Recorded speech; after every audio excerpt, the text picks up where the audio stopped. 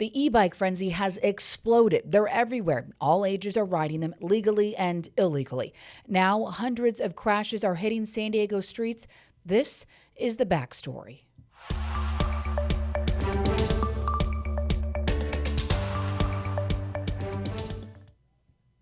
I'm Abby Black. Today we're talking about e-bikes and the major rise in injuries right here in San Diego.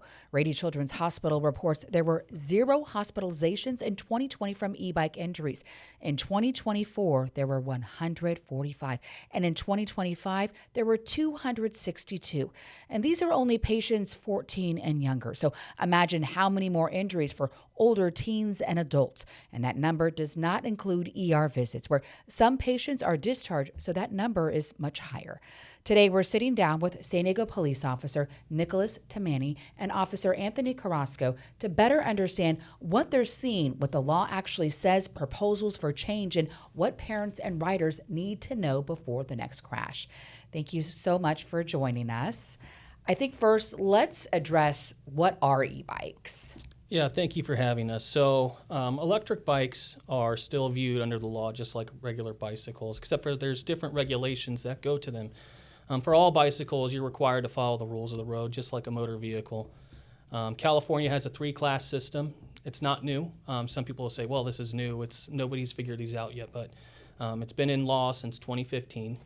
And essentially, there's with the 3 classes, Class 1 is the lowest. It's a pedal bicycle, and has a motor that will assist you up to 20 miles an hour. After that, you can go faster, but it's up to the rider to propel the bicycle faster than that. Class 2, just like a Class 1, except for this one has a throttle where you can not pedal at all and twist the throttle similar to a motorcycle, and it will allow you to also go up to 20 miles an hour. Class 3 is pedal assist only, and that has a top speed of 28. And those are restricted specifically to people who are the age of 16 and older. All 3 classes are limited to the motor output power, which is 750 watts. So anything in excess of that, of 750 or the 20 mile an hour or 28 mile an hour restriction, it's not considered a bicycle. That means people are going to be riding something that's going to fall into either the moped category, the motor-driven cycle category, or even a motorcycle. But I think the fact is that these e-bikes are operating like motorcycles, but they're regulated like bicycles. Right, and the reason why they're being ridden more in style with motorcycles is because they're allowing people to go faster than they've ever been able to go before. I would challenge you to try to pedal your regular bicycle up to 20 miles an hour. It's unlikely that most people can even do that, with the exception of someone on a high-performance road bicycle. I can't imagine myself as a cyclist. I actually own a Class 1 and a Class 2 electric bicycle. I think that's important here, is because we're not saying that you shouldn't ride an e-bike, just do it more responsibly in how we can share the road and the regulations, which we'll get into. But you have an e-bike, 2 of them, you said. So, this is coming from someone from experience. That's right, and I love my electric bicycles. My first time I rode my Class 1 e-mountain bike that I own, I couldn't walk out the store without it. I had to have it, and I absolutely love it. And that's kind of where e-bikes started. It started kind of in that lawful mountain bike category, and they were kind of a novelty.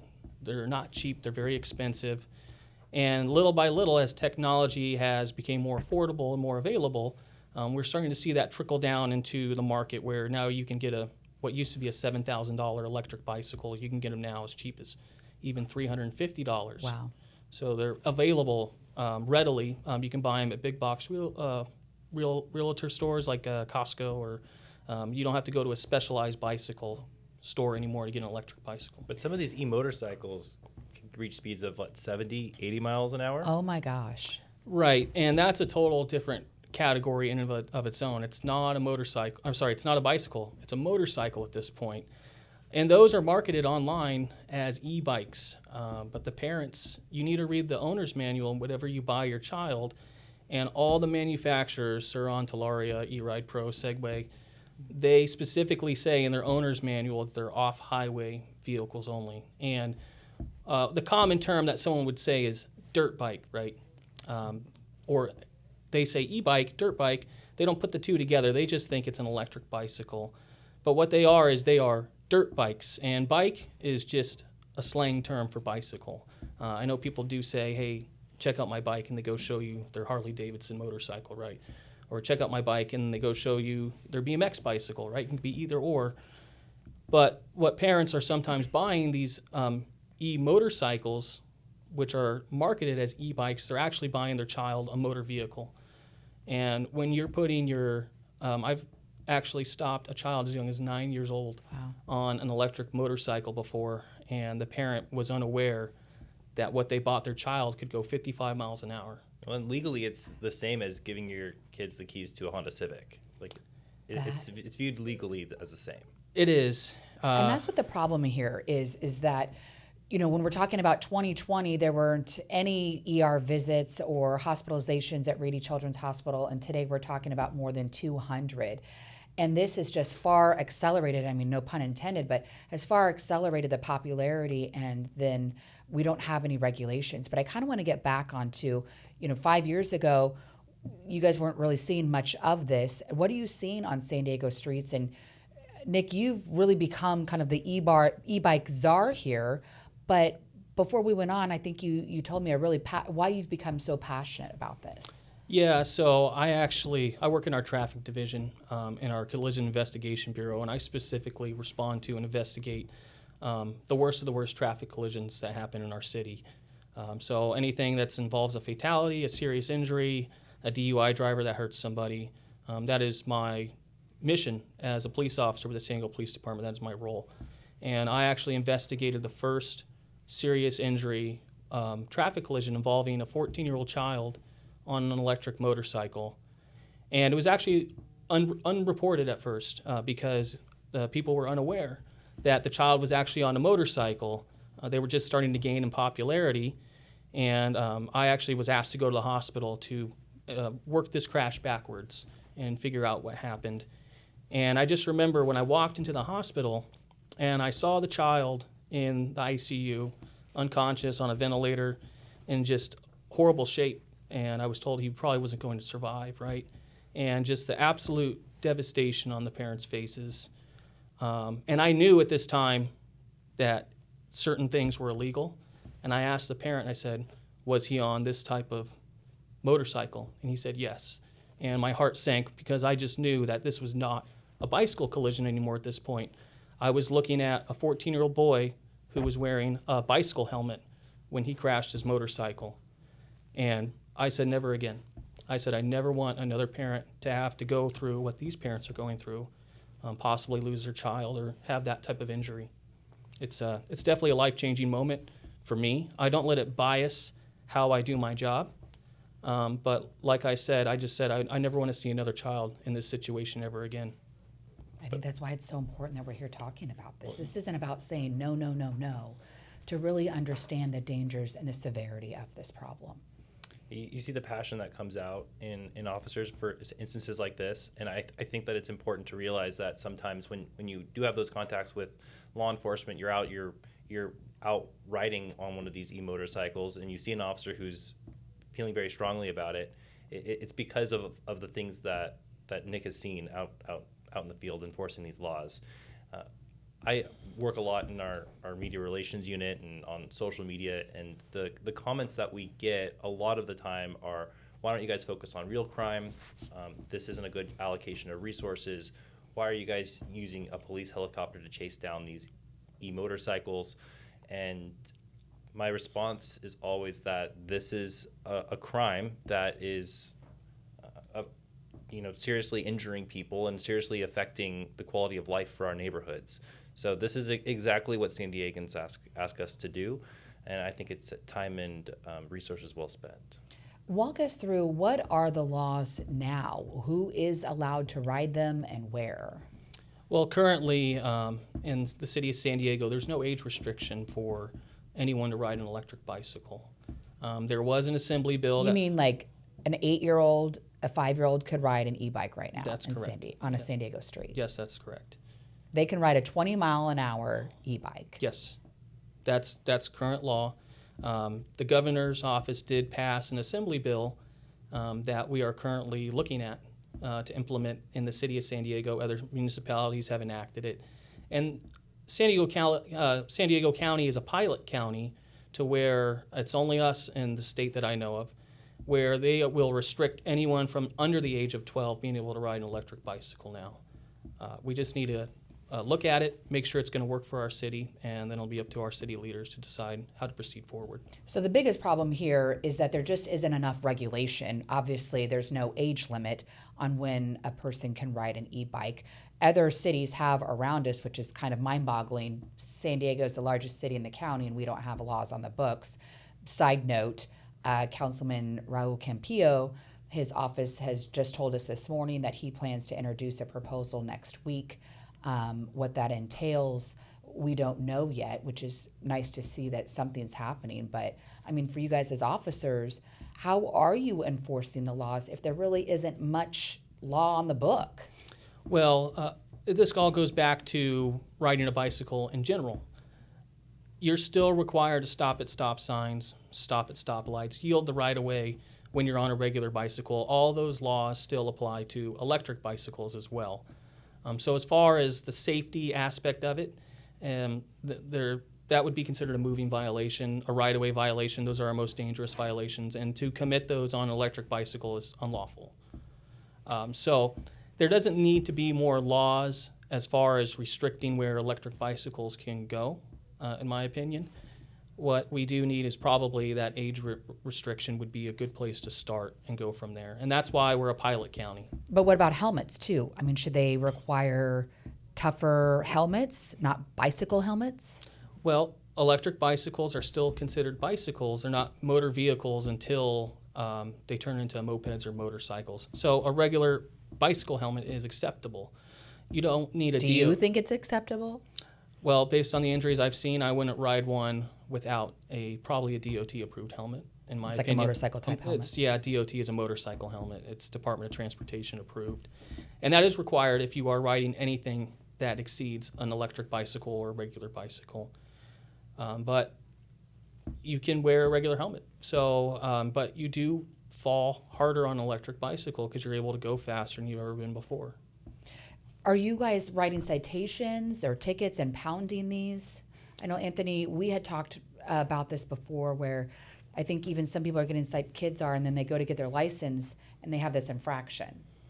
When you get cited for driving without a license before you turn 16, there are harsher consequences and more difficulties with the DMV in getting your driver's license. So that can impact your ability. You go to the DMV when you turn 16 and you think that you're getting your license, and they say, "Oh no, sorry, you got this ticket." And then the parents are like, "Whoa, whoa, whoa! What happened? What's going on?" Yeah, and talking about different tickets that can be issued, the parents, if they have knowledge that of this e-motorcycle, they're giving their child permission to drive this, they can actually be cited as well. So a lot of times they'll show up to the scene, and I don't know, I haven't issued any of those tickets. Have you issued any? Yes, there have been parents where if you knowingly allow a minor to operate a motor vehicle, you can receive a citation, and you can even have your own vehicle be impounded as well. Oh, wow. There's a California vehicle code that allows an officer to do that. Have you done that? I haven't impounded the vehicle, but I have written a parent a citation. And ultimately, traffic enforcement is education, right? Mm-hmm. To educate the person that this has, severe consequences. And do I enjoy writing a 12-year-old child a ticket? The answer is no. But what I enjoy less is seeing them seriously injured or worse. I remember I've interviewed a traffic officer before, and he was very passionate about his job. And he's like, you have to think about your vehicle, motorized vehicle, is like a weapon and can be used as a weapon. Someone can die from it. And that's what the importance of people really understanding what e-bikes are. But with that, you were talking about how expensive they first were. Now they're cheaper. But with that, just like when we see with technology, you want bigger and better. So we're seeing these illegal modifications happening on these bikes. Do you have any idea? Can you cite one that you know is probably illegally modified, and what do you do? Yes, and there's a new California law that actually allows an officer to impound it too. So the restrictions are getting stricter on them. It's less common to find them unlawfully modified, but more common to find someone who purchases one that's unlawful to begin with. You can buy an electric bicycle or what you believe is an electric bicycle off like a main distributor like Amazon, right? You'll look through and be like, well, that one looks about right. And an advertiser or a merchant might say, well, this has a California mode. But if it's equipped with the capabilities that don't comply with California law, even if you're riding it in the lawful California mode, right, it's considered an unlawful motor vehicle in the state of California. So you have to make sure that you don't purchase one that's out of class in California. And the best way I suggest to do that is to go to an actual brick and mortar store, a reputable dealer. And that's where they can't, a reputable dealer is not allowed to sell you an unlawful electric bicycle in the state of California. I've heard them call them mods before. I've seen like the switch underneath the frames. Have you seen that before? Yes, I've seen that, and manufacturers are supposed to restrict that ability. But still, you can buy an unlawful electric bicycle, and then the manufacturer can just say, well, this is for private property use only, right? Like dirt bikes or something. Sure, just like they do with the dirt bikes. They say, well, it's for private property use only. There's a disclaimer, make sure you comply with all state and local laws, and they put the onus on the purchaser rather than the manufacturer. And as a purchaser, you should make sure that you are riding something that's lawful. I mean, I think, again, getting into this, though, that this isn't just illegal, it's dangerous, and we've talked about the importance of this and what you guys have seen out there. This morning, I talked to Rady Children's Trauma Medical Director, Dr. Romeo Ignacio, and he says that in 2025, there were more than 400 trauma injuries. We're talking about patients that were either treated or released from the hospital. Right, and the easiest way that I can explain why that's probably happening is to take, let's take the top speed of our slowest electric bicycle, right, 20 miles an hour, and we convert that to feet per second, right? That's roughly about 30 feet per second, right? So that means if you were to crash, you know, and then the acceleration rate of gravity, this is kind of in the weeds here now, is roughly about 30 feet also, right? That takes 1 second to elapse. So now we take it vertical. It's like you're crashing your electric bicycle is equal to jumping off a 2-story building and landing on the ground. If you look at your residential homes, most of them are about 30 feet high. And so if you were to crash your electric bicycle at its top speed, you're going to crash at about falling from 30 feet. And that's probably why we're getting the severity of our injuries. It's just the simple laws of physics, right? So as a parent, as a rider of an electric bicycle myself, I have to think, you know, I have to take more time to stop. I have to anticipate more. And what we're seeing is the large amount of offenders of getting injured on electric bicycles or committing traffic violations are of teenage age. And the reason is they don't have the driver's training like someone in their 30s would have or experience, right? They've been a driver now for probably about 15 years. Mm-hmm. And that's the big difference is the teenagers just don't have the experience, the life experience. They haven't had those close calls like we all have, and that's why they are the main violators and also the ones who are being primarily injured on these. I want to talk about the injuries and just from what you guys are seeing, but we're going to hear from Dr. Ignacio what he sees in Rady Children's Hospital for kids that are 14 and younger. This past weekend, we had a poor child, unfortunately, was going 40 miles per hour and ran into a car. He ran into a car with such an impact that the airbags deployed in the car. Imagine that kind of speed, where a bicycle can cause airbag deployment within the vehicle. And luckily that kid's okay. He's in the ICU. I think he'll come out okay, but having that conversation with those parents was very hard. And having the fact that matters that I think that they're just wondering, could I've done something differently? The misnomer that most parents have is that the term bicycle. When you say electric bicycles, we're thinking it's just like the bicycle that we traditionally had when we were younger. The reality, though, is they're motorized, they're electric motorized motorcycles, essentially. So as a traffic officer, when you investigate, vehicle accidents, is it the severity? I mean, when you're seeing these e-bike accidents, is it the same severity versus, a bicycle accident?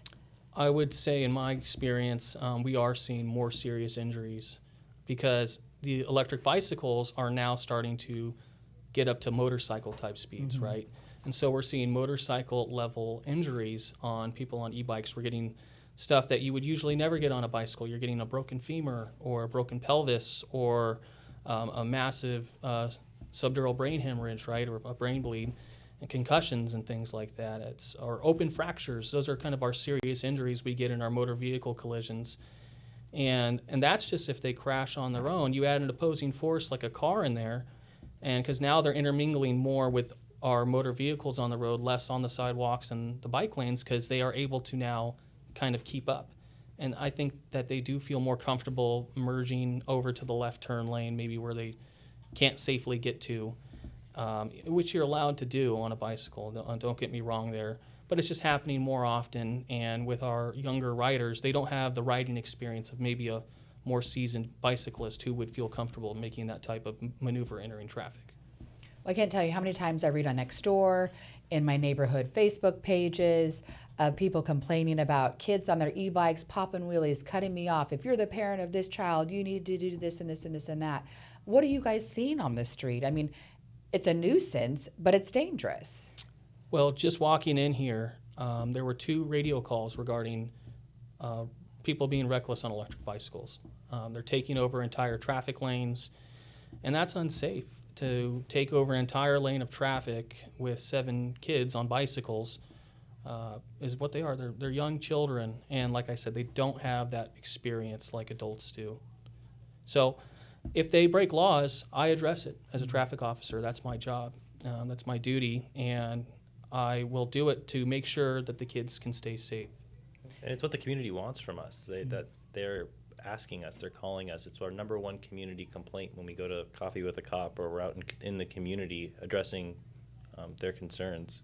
So this is what they want from us. This is what we should do. What have these public awareness campaigns been like? I mean, like I said, Officer Demani, before I came in and I was kind of looking into our archive video, I had recognized you, and you had teamed up with Scripps Hospital as well and done a big public awareness. What have those events and the feedback been like for that? They're always extremely well received, and I actually started doing presentations at the request of the Poway Unified School District staff. That's great. Where we would, any child that would ride their electric bicycle to school in this Poway Unified School District was required to attend a presentation of mine with their parents, and then they would sign a document that the school prepared and get issued a permit by the school. The police department had no control or regulation or dictation of that. That was solely done by the school district. And I've done that to over 4,000 students and parents in the Poway Unified School District. And I have noticed in my personal time spent out in the field in those areas, and for those that don't know, there are schools in the city of San Diego that are attended by people from the city of San Diego in the Poway Unified School District. Those areas have improved. There's been less crashes, there's been more compliance, less reckless riding that's been going on. And that's just one of many things that I've done. I've done other social media stuff with the police department to do everything I can to get the word out. So much so to the point where we even have an informational website with a form that's printable that you can print out, and it tells you exactly what you can and can't have and what you should do when you ride your electric bicycle. I mean, I think, again, getting back to what the laws are, what is it today, or if the city council can pass a law or the state can pass a law, what is it that you want to see? And this isn't just something that needs to take its time. It's a pretty urgent matter here.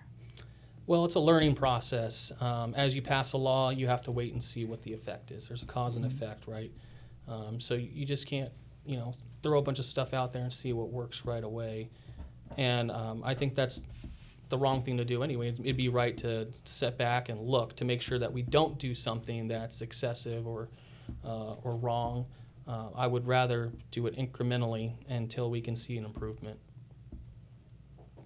Is there anything else that you guys would like to address that we haven't? I mean, I'm glad you really spoke from your heart here. I mean, you guys are police officers, but really speaking from your heart and the experience, because the calls that you've had to go on, you don't want to go on one of those again for yourself, for your community, for their families.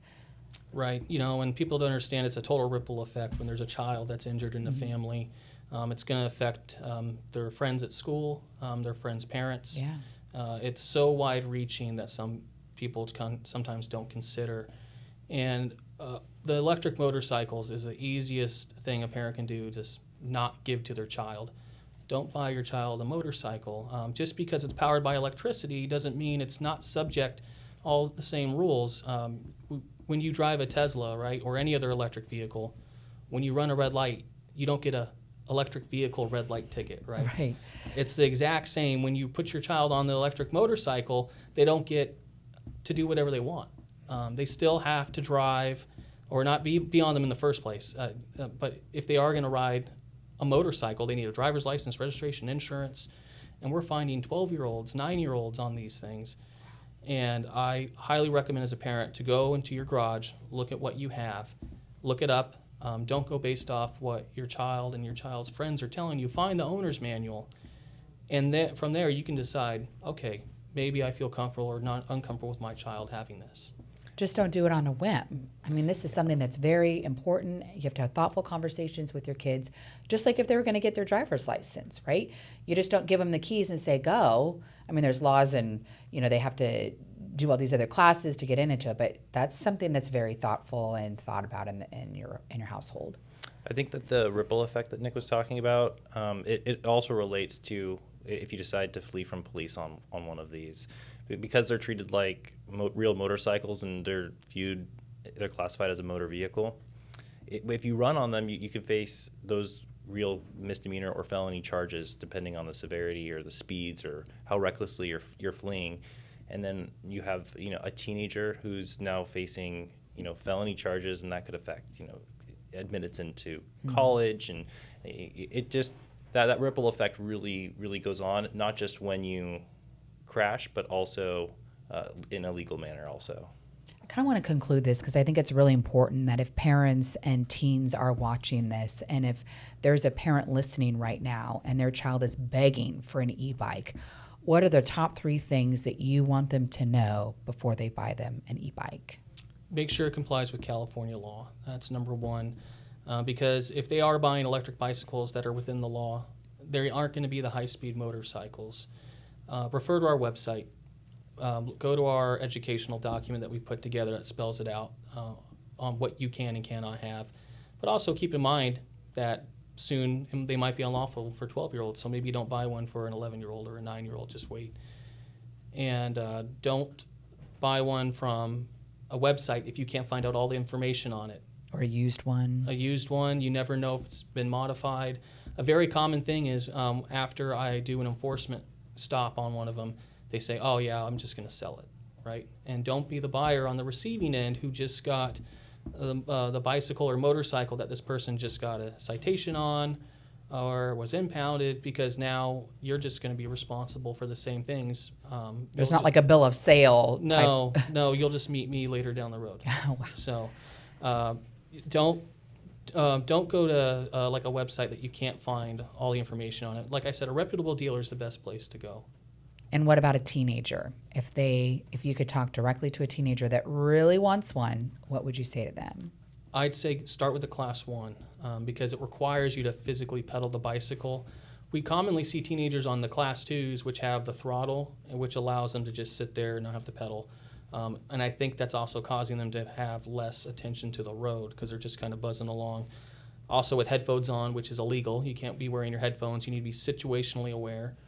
And if you do get an electric bicycle, just be very aware of your surroundings. If you're approaching a driveway, slow down. Cars are going to be coming out of there.